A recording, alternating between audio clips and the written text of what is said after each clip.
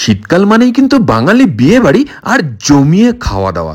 সারা বছর বাঙালি যেন ওয়েট করে থাকে শীতকাল আসলে বিয়ে বাড়ির নেমন্তন্ন পাবে বলে।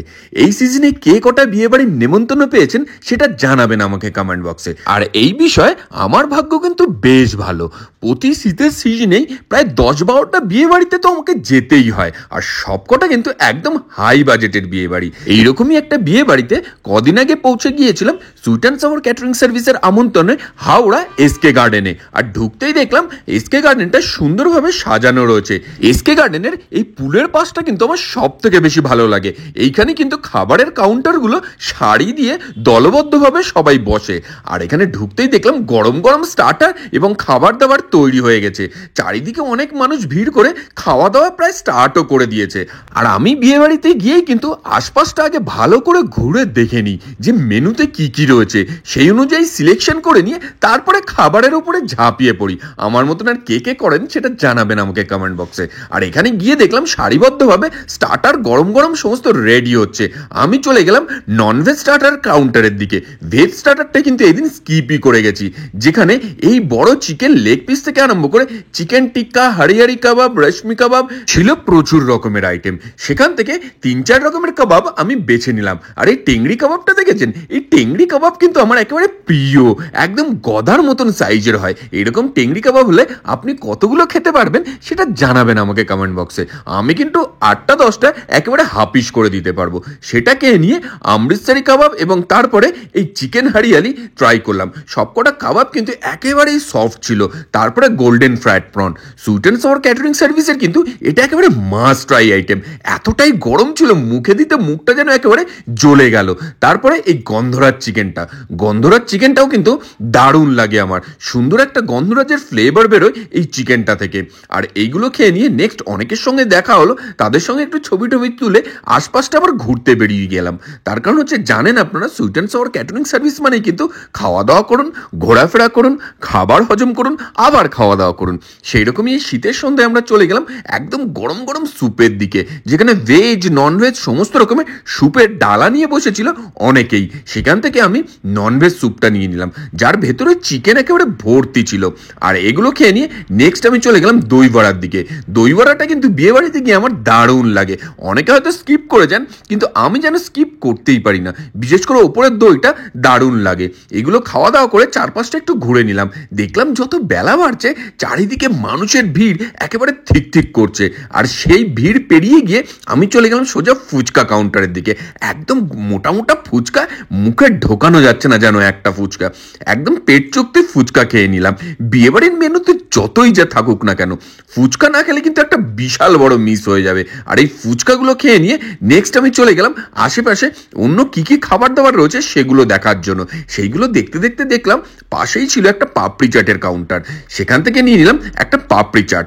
চারিদিকে যেদিকেই তাকাচ্ছি সেদিকেই শুধু খাবারের মেলা যেন একেবারে। কোনটা ছেড়ে কোনটা খাই এটাই একটা দুষ্কর ব্যাপার।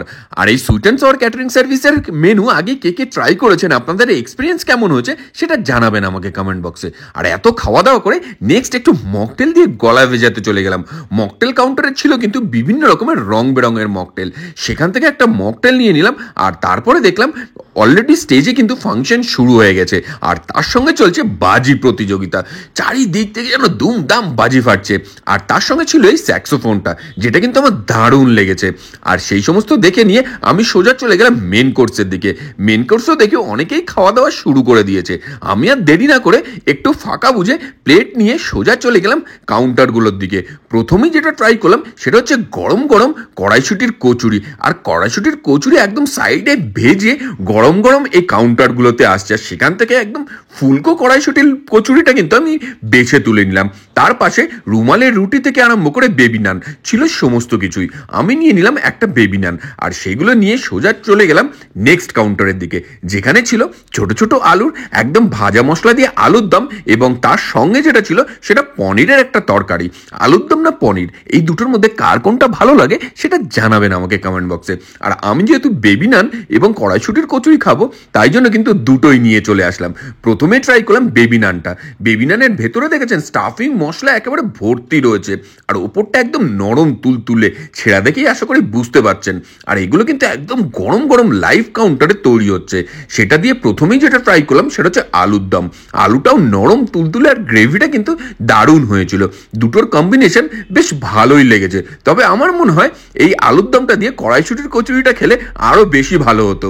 গরম গরম কড়াইশুটির কচুরি, আর ছিটতেই ভেতরে স্টাফিং দেখুন, স্টাফিং একেবারে ভর্তি রয়েছে, দেখতে পাচ্ছেন। আর সেগুলো ছিঁড়ে নিলাম, আর তার সঙ্গে যেটা ট্রাই করলাম সেটা হচ্ছে পনিরের তরকারিটা।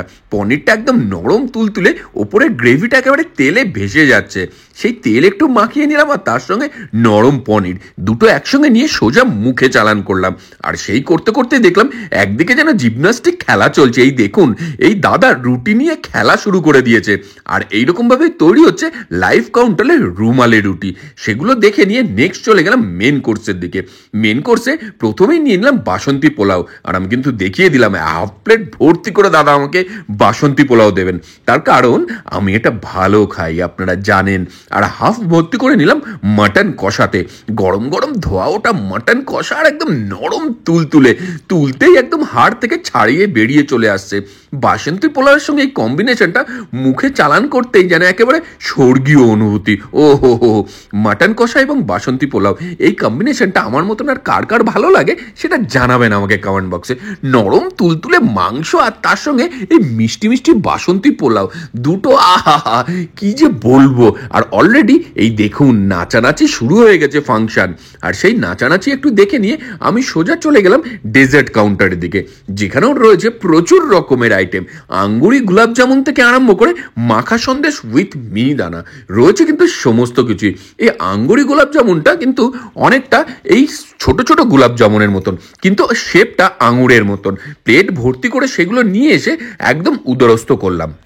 আপনাদের বাড়িও যে কোনো আনন্দ অনুষ্ঠানে যদি এই খাওয়া দাওয়ার দিক থেকে এরকম ইয়াদগার করে রাখতে চান, তাহলে কিন্তু যোগাযোগ করতেই হবে এই সুইট অ্যান্ড সাওয়ার ক্যাটারিং সার্ভিসকে।